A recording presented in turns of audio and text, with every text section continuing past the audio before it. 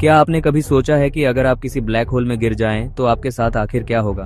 क्या आप नष्ट हो जाएंगे या फिर किसी दूसरी दुनिया में पहुंच जाएंगे जहां समय और भौतिकी के सारे नियम टूट जाते हैं?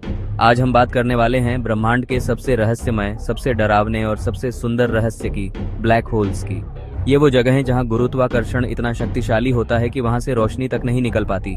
यह वो खाई है जहां विज्ञान और कल्पना दोनों एक साथ कांप उठते हैं।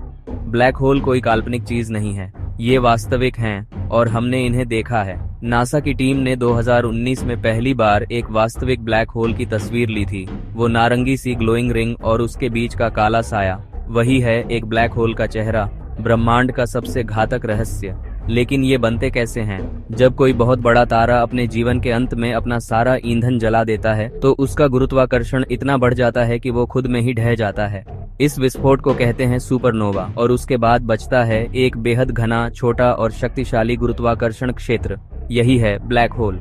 अब सोचिए, इस छोटे से बिंदु में उस तारे का पूरा द्रव्यमान समा गया जो कभी हमारे सूरज से कई गुना बड़ा था। यानी कल्पना कीजिए, एक जगह जहां एक शहर नहीं बल्कि लाखों सूरजों का भार एक बिंदु में समा गया है। यही है सिंगुलैरिटी, वो बिंदु जहां भौतिकी के सारे नियम टूट जाते हैं। वहां का घनत्व अनंत है, समय का अर्थ बदल जाता है और स्पेस अपने आप में सिमट जाता है। लेकिन कोई ब्लैक होल सिर्फ एक बिंदु नहीं होता, उसके चारों ओर एक अदृश्य सीमा होती है जिसे कहते हैं इवेंट होराइजन। यही वो पॉइंट ऑफ नो रिटर्न है।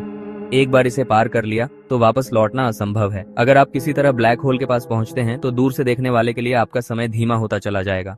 आइंस्टीन की थ्योरी ऑफ जनरल रिलेटिविटी के अनुसार जितना आप भारी गुरुत्वाकर्षण क्षेत्र में जाएंगे, आपके लिए समय उतना ही धीरे धीरे बीतेगा। यानी अगर आप ब्लैक होल के किनारे खड़े होकर हाथ हिलाएं तो ब्रह्मांड में देखने वाले को आपका हाथ उठाना लाखों सालों तक चलता हुआ दिख सकता है।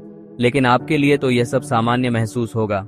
हाँ, बाहर की दुनिया आपके लिए बहुत तेजी से बदलती चली जाएगी। समय आपके चारों ओर फैल जाएगा और शायद जब आप एक सेकंड बाद ब्लैक होल में गिरें तब बाहर की दुनिया में लाखों या अरबों साल बीत चुके होंगे।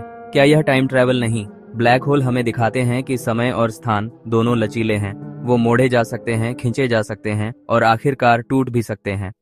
अब आइए उस क्षण पर जब आप ब्लैक होल के अंदर गिरने वाले हैं। धीरे धीरे गुरुत्वाकर्षण का बल इतना बढ़ जाएगा कि आपके शरीर के ऊपरी और निचले हिस्से पर पड़ने वाला गुरुत्वाकर्षण अलग अलग होगा।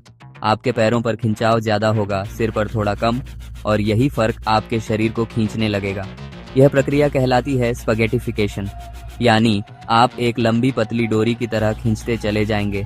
आपके सारे परमाणु, आपके सारे कण इस ताकत के आगे झुक जाएंगे। यहाँ भौतिकी की हर समझ खो जाती है। अगर आप किसी तरह इसे महसूस कर पाते तो आपको लगेगा कि आप अंतहीन खिंचाव में हैं, जहाँ समय ठहर चुका है और आप एक बिंदु में बदलने जा रहे हैं। और बाहर से देखने वाला आपको कभी ब्लैक होल के अंदर गिरते हुए नहीं देख पाएगा। उसके लिए आप हमेशा इवेंट होराइजन पर ही अटके रहेंगे, धीरे धीरे फीके होते हुए, हमेशा के लिए गायब होते हुए। अब सवाल उठता है, क्या ब्लैक होल के अंदर कुछ है? क्या वहां से बाहर निकलना संभव है? विज्ञान के अनुसार इवेंट होराइजन के पार जाने के बाद वापसी नहीं। लेकिन कुछ सिद्धांत ऐसे हैं जो कहते हैं कि ब्लैक होल सिर्फ विनाशक नहीं बल्कि दूसरे ब्रह्मांड के गेटवेज भी हो सकते हैं। आइंस्टाइन रोजन ब्रिज यानी वर्म होल थ्योरी बताती है कि एक ब्लैक होल किसी दूसरी जगह या समय से जुड़ा हो सकता है। यानी अगर आप एक ब्लैक होल में गिरें तो हो सकता है कि आप किसी दूसरी गैलेक्सी या किसी दूसरे समय में निकलें। लेकिन यह सिर्फ सैद्धांतिक है, क्योंकि ब्लैक होल के भीतर का दबाव और तापमान इतना अधिक होता है कि कोई भी पदार्थ या सूचना वहां टिक नहीं सकती। लेकिन फिर भी विज्ञान में आशा कभी नहीं मरती। स्टीवन हॉकिंग ने बताया कि ब्लैक होल पूरी तरह ब्लैक नहीं है, वे ऊर्जा का उत्सर्जन करते हैं जिसे कहा जाता है हॉकिंग रेडिएशन। यह विकिरण धीरे धीरे ब्लैक होल की ऊर्जा कम करता है और अंततः वह खुद ही वाष्पित होकर खत्म हो जाता है। यानी ब्लैक होल भी अमर नहीं है, वो भी एक दिन मरते हैं, लेकिन उनके मरने के बाद क्या बचता है यह आज तक कोई नहीं जान पाया। अब सोचिए, अगर ब्लैक होल वाकई किसी दूसरी दुनिया का द्वार हो तो क्या उनके मरने का अर्थ है कि वो द्वार हमेशा के लिए बंद हो गया, या फिर उन्होंने किसी नई जगह, किसी नए ब्रह्मांड में रास्ता खोल दिया? यह सवाल हमें उस सोच तक ले जाता है जहां विज्ञान, दर्शन और अस्तित्व तीनों एक हो जाते हैं।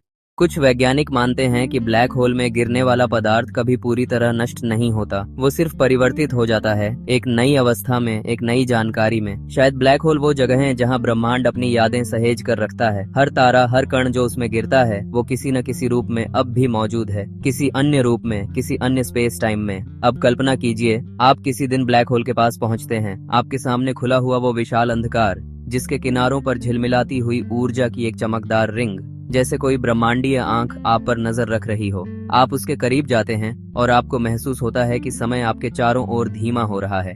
आपकी सांसें लंबी हो रही हैं, रोशनी मुड़ रही है और आपके चारों ओर का स्पेस किसी अदृश्य हाथ से खींच रहा है। आपके जहाज के सिस्टम फेल होने लगते हैं, गुरुत्वाकर्षण का दबाव असहनीय हो जाता है और तभी आप महसूस करते हैं आपके पैर पहले खींच रहे हैं, फिर आपका शरीर, फिर आपकी चेतना। और जैसे ही आप इवेंट होराइजन पार करते हैं, आपके लिए समय रुक जाता है। शायद वहीं आप हमेशा के लिए अटके रहते हैं, या शायद किसी दूसरी दुनिया में जागते हैं, जहां भौतिकी के नियम अलग हैं, जहां ब्रह्मांड का कोई नया अध्याय शुरू होता है। ब्लैक होल हमें यह सिखाते हैं कि ब्रह्मांड उतना सरल नहीं जितना वह दिखता है। जहां हम सोचते हैं कि सब कुछ खत्म हो गया, वहीं से शायद कुछ नया शुरू होता है। शायद ब्लैक होल सिर्फ अंत नहीं, बल्कि जन्म का बिंदु है, जैसे ब्रह्मांड खुद किसी ब्लैक होल से निकला हो। कुछ सिद्धांतों के अनुसार हमारा पूरा ब्रह्मांड किसी पुराने ब्लैक होल का परिणाम है, एक विस्फोट, एक पुनर्जन्म। अगर यह सच है, तो हर बार जब कोई ब्लैक होल मरता है, शायद कोई नया ब्रह्मांड जन्म लेता है और हम उस अनंत चक्र का हिस्सा हैं, बार बार बनते, बिगड़ते और फिर से जन्म लेते हुए। तो अगली बार जब आप रात के आसमान में देखें और कोई दूर चमकता तारा आपको बुलाता हुआ लगे, तो याद रखिए, शायद वह तारा कभी खुद में समा चुका हो और अब एक ब्लैक होल के रूप में ब्रह्मांड की गहराइयों में रह रहा हो। और कौन जानता है, शायद किसी दिन इंसान वहां तक पहुंचे और उस अंतिम सीमा को पार कर जाए जहां से अब तक कोई लौटा नहीं।